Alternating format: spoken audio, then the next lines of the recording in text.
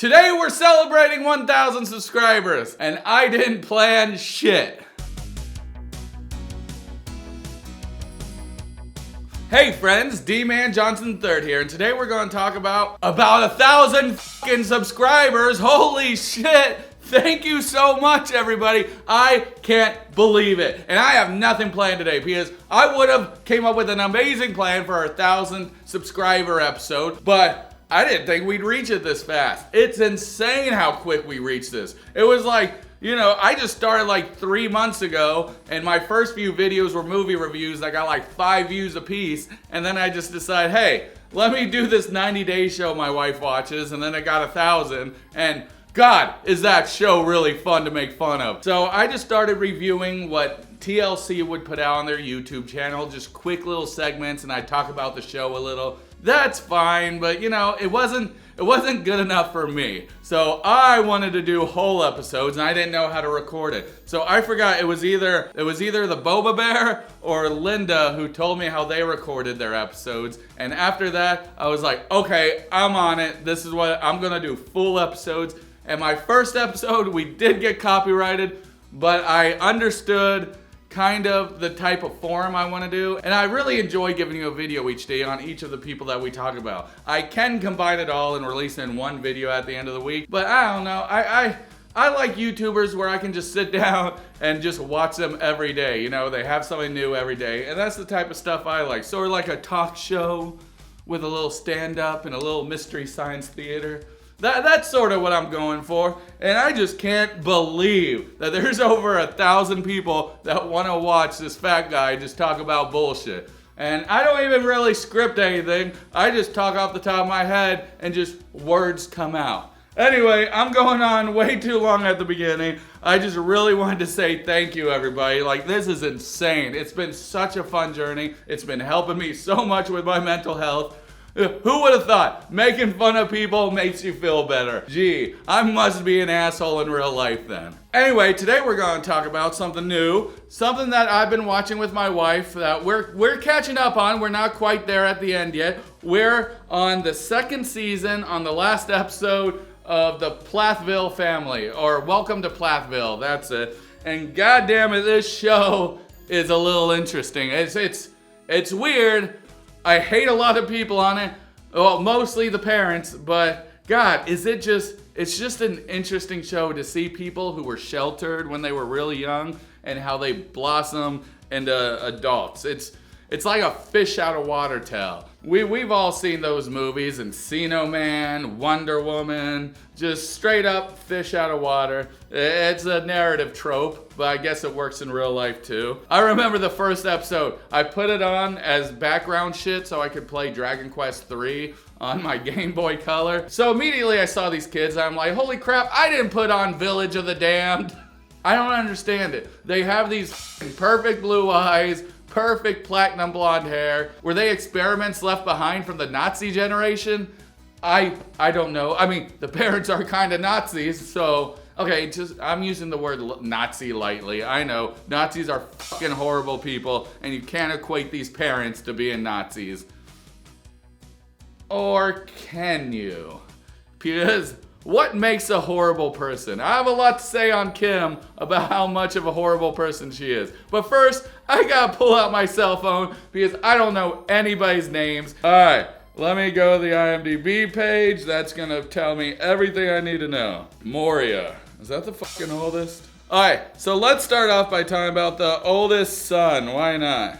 So these are really strict parents, and they shelter their kids against relationships, friendships, school, education, everything. So these kids are all sorts of fucked up in the head. They don't even know what a Coke tastes like. The oldest son, he got married as quickly as possible because they're not even allowed to date.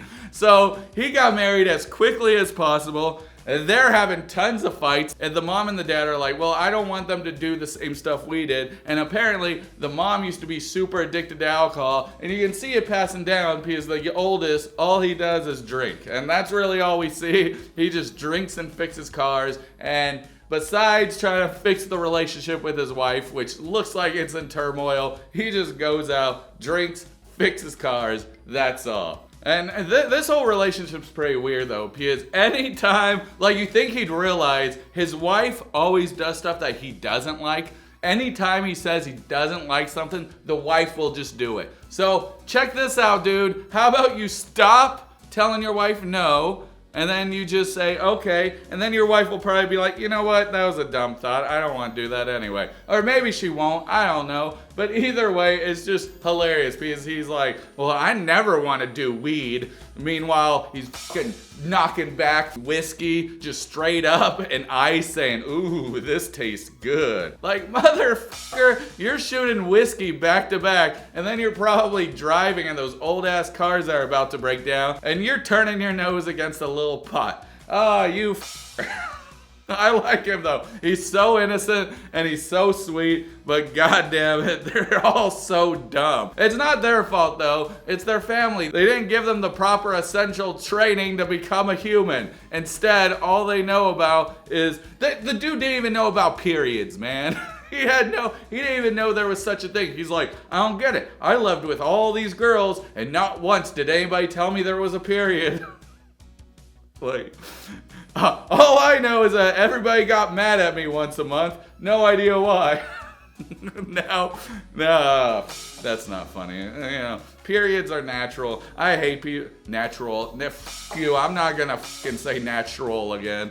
Why can't I say that word? Ever since I couldn't say it last time, it's been messing me up. And now I just cannot say it at all.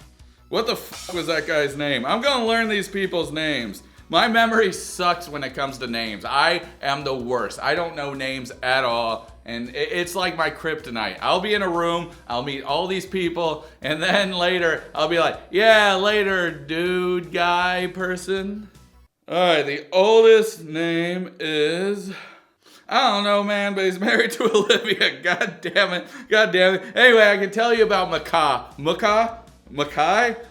Plath. This dude's a fucking thirst trap. Jesus Christ. The parents are slowly starting to realize as their kids leave and they fucking hate them that maybe they didn't do right as a parent, so they're trying to fix it with their youngest kids. It's kind of funny because the oldest was like, you didn't teach us anything about sex or anything. And then later, the dad's trying to tell one of the younger Village of the Damned kids about sex, and the kid's just like, this is awkward, this is weird. Yeah, you gotta give these kids sort of a basic type of information. I don't know. Otherwise, they'll be like, do I put it in your belly button?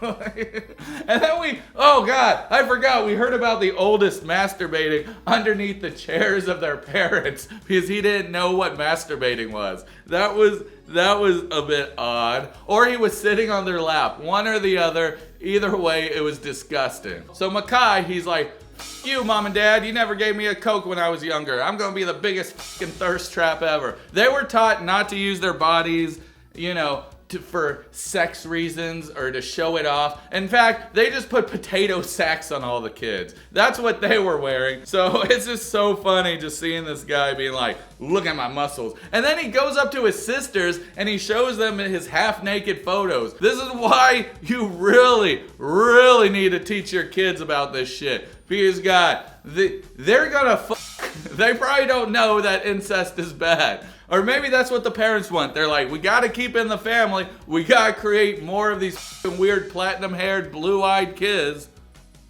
Let's talk about the oldest daughter. I said her name earlier, but I forgot. Let's see. Where is it at? It is Moria. I'm probably butchering that, but her name is Moria. And her sense of fashion is horrible, but how can it be great when you were wearing a sack of potatoes your entire life? And so I get it.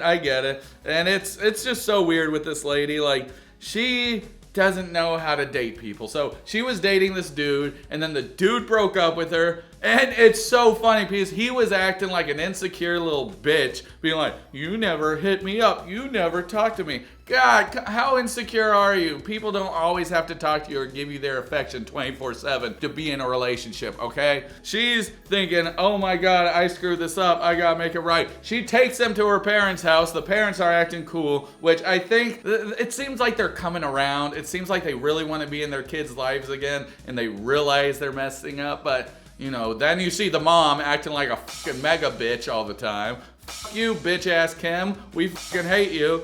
Anyway, the oldest daughter's moved out also. She's living with the thirst trap.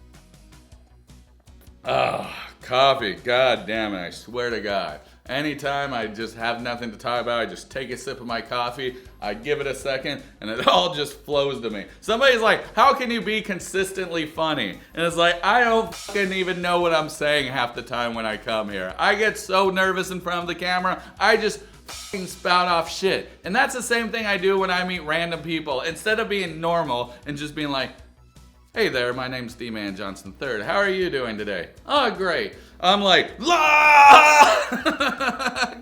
I can't help it. And I'm just so glad people are enjoying and they don't find me too annoying. Because I know a few people, I do get comments all the time, be like, this host is so fucking annoying. And I'm like, I get it, man. I got ADD and I can't shut the fuck up.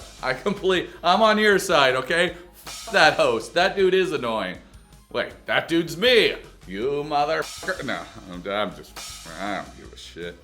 See, I make films for a living, and nothing can hurt me as bad as the first review for the first film I've ever made. Ever since then, just negativity just bounces right off me. It's like, hey, you're ugly. Oh, badass. I see that you're not showing your photo, so I can't really comment about you. But if I could, I wouldn't call you ugly, because that's just rude. And I don't know you. But I guess you know me, so it's kind of a difference because I can come up here and talk all this shit about the Plath family. So I think that it's only acceptable that people can come up here and talk shit about me. Yeah, that's a trade-off. That's the trade-off for doing these videos. Anyway, I'm going off too much of a sidetrack. So Micaiah, whatever the oldest girl's name is, her and her ex-boyfriend, they go back to the house and she's like, I need lights strung up, let me call him. And then they end up kissing and getting back together, and it's so cringy because they share a kiss, and then right after that kiss, she's like, can we pray, please? And he's just like, yeah. She's like, thank you, God, for bringing this guy into my life. And God's up there is like, yes, my plan of giving world hunger, famine, death, just horrible shit all over the world has worked just to get these two pieces of shit together.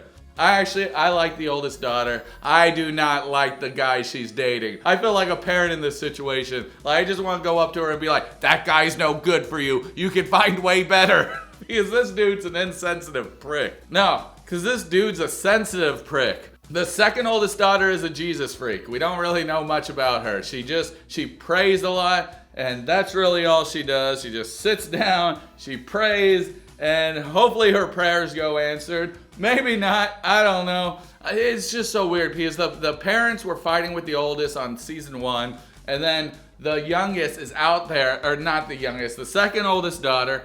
What's her name? Let me get names on these people. I'm just gonna show their photo, not to confuse y'all. Lydia Plath. So Lydia Plath just straight up has a panic attack, and she's like, I can see both of their sides, and they're both right, and they're both wrong. No, the parents are assholes, and they're just brainwashed you to believe that this is the way of living. And it's just so weird because she's like, well, I really want to date this boy, and I've been asking God about it, and I really want to date this boy. And then later she's like, the boy has a girlfriend, and she's like, well, I guess it'll never work out. Because of course, having a girlfriend will be the end all be all. They're not gonna get married, it's only gonna last a little bit. But it's kind of hard to tell that when these kids don't have any life experience. They're like, oh, he has a girlfriend now, that's it for me. There's no chance that I'll ever be with him because he dated one girl. Like, yeah. So the parents straight up are like, you don't date, you pretty much just marry. And that's not a good idea. That won't work out well. And meanwhile, the parents are all talking about how they dated a lot, how they had a wild college time, how they did all this shit, but yet they don't want their parents to experience anything that life has to offer. It's the most sickest, dumbest shit ever. And I don't like the parent. I mean, the dad's kind of coming around, and I can see the dad's kind of cool. He's getting cool. He's not cool yet, but he's getting there. So I can see the dad definitely coming around. Meanwhile, the mom, she's the biggest bitch of them all. And check out this shit. The mom fucking killed their kid. That's right. So they're raising these kids in this safe environment when 1 out of 10 won't make it out alive. How fucked up is that? Ma'am, you shouldn't have your kids. And it's not like she lost her kid on some sort of freak accident or something. She was driving. She was outside and her kid was outside, and instead of I don't know, watching your kid, she got in her car and went to park it or some shit, and she ran over her kid. Ma'am, how fucking stupid are you? You dumb bitch! What the what a fucking and I don't use these words lightly. I fucking hate this bitch. How do you fucking kill your kid, put it, and then think that you're standing on some moral fucking high ground? You, the kids are better off without you, you dumb bitch. God, I hate that fucking whore. Like, serious, anytime she talks, I'm just like, this dumbass bitch fucking killed her kids. Shut the fuck up, fuck you bitch. I can't say what I want to say, because if I say what I want to say, then YouTube will never monetize me. So, the parents don't understand is that's how you grow as a human. You let them go out, you let them have mistakes, and they will learn from them, hopefully, or they will repeat the same mistakes until they do. You can't shelter them, otherwise they end up hating you, and that's exactly what's happening. So I kind of like the show, honestly. But God, some of these people just really tick me off. The mom definitely ticks me off. I like the oldest son and his wife. They seem like a cute couple, even though they're always fighting, getting drunk. But she's making the oldest son step out of his comfort zone a lot, having him get a tattoo. Hopefully do a little pot, because there ain't nothing wrong with a little pot every once in a while. I would say pot is better than alcohol. You know, I would much rather have a stone driver in front of me and behind me than a drunk driver any day. With that said, don't smoke weed and drive, for the love of God. And if you do, only make sure that's to McDonald's and back. So that's really all I gotta say. I'm at the end of the second season and I'm really enjoying the show. It's a shit show for sure, but there's a lot of fun to be had, I feel like. And I'm slowly gonna catch up, and hopefully I'll do more updates. And then when I finally catch up, whenever the next season is, whenever that is, I can actually talk about the next season. Anyway, I wanted to talk about some awesome comments I've been getting. You guys make me feel so damn special, and I wish I could highlight every single comment, but I'm just gonna highlight 2. One person wrote this, and god damn it, it made me feel so good. It was Saranda Rock 4552. She said, as the official funniest guy on YouTube, you deserve 100,000 subscribers. I think you'll get there. You're too talented not to. Congratulations on Congratulations on the successful... I can't talk. Congratulations on the success so far. Great things are coming. And you're damn right great things are coming, but they're mostly coming out of my pants. That's such a fucking dumb joke. Ooh, the pickle lady, delicious. She said congratulations. If you haven't checked out the pickle lady, she's a cucumber or a pickle. But you know how there's a panda, a statue, and a potato? Now there's a pickle or a cucumber talking about 90 Day Fiancé, and she's awesome.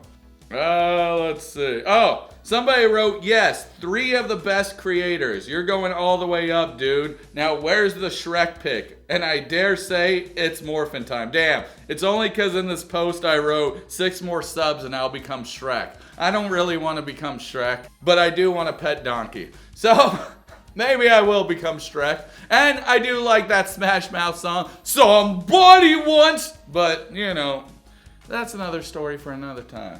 Anyway, guys, thank you very much for joining me. This has been D-Man Johnson III, and I'm proud of you, and you're doing a great job. And if you're wondering why I always call everybody friends at the beginning, it's because in real life, I just moved to Illinois, like right before COVID hit, then COVID hit, and literally, I have no friends in real life. I have no human interaction with hardly anybody. So I just like to call everybody my friends. So it makes me feel less shitty. And I always like telling everybody that they do a good job at the end of my videos, because I feel like nobody tells people that they're proud of them or do a great job anymore, even though people are working their ass off every single day. And for that, I am proud of you. You're kicking today's ass. And even if you're not, you deserve a little rest. You know? So hopefully we're all doing something that's making our lives better, one step at a time, because all it takes is that first step to make your life better. And I would like you to take some steps with me so we can all be better as human beings and not piles of shit like Kim Plath. Anyway, guys, I have a song that I told AI to sing about Kim, and I'm probably gonna lose some people over this. Kim was driving fast on a rainy night. Didn't see the boy in a dim headlights. Left a scar on a broken heart. Joshua's fate tore a world apart. Oh, Joshua's got a mission now. Under feet make a rising sound. Coming back from the other side to give his mom one last surprise. Kim's feeling guilt with every breath, haunted by shadows of his death. But Joshua won't just rest in peace. He's coming back for a strange release. Oh, Joshua's got a mission now.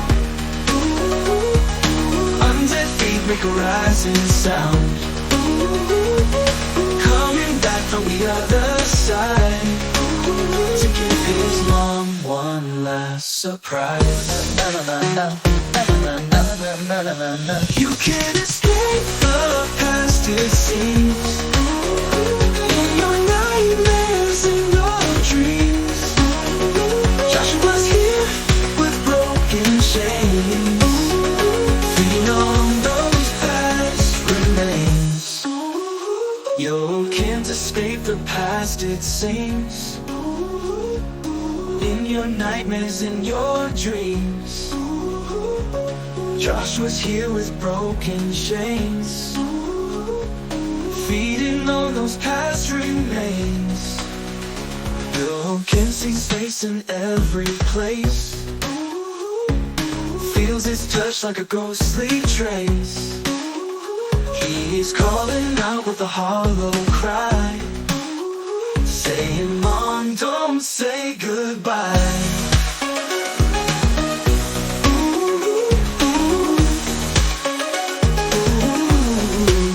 Kim sees his face in every place, feels his touch like a ghostly trace. He's calling out with a hollow cry, saying, Mom, don't say goodbye.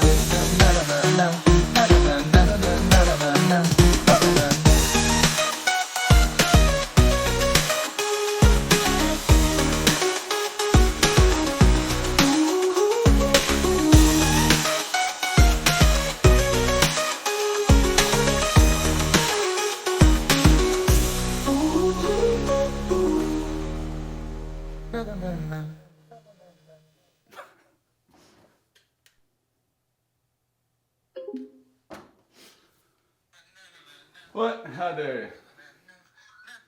So that's it. That's Josh's return, and it's about Josh returning as a zombie and killing Kim. Hopefully you enjoyed. All right, guys. I can't fucking dance because I'm white. Peace. Kim, what a fucking bitch. I swear to fucking God.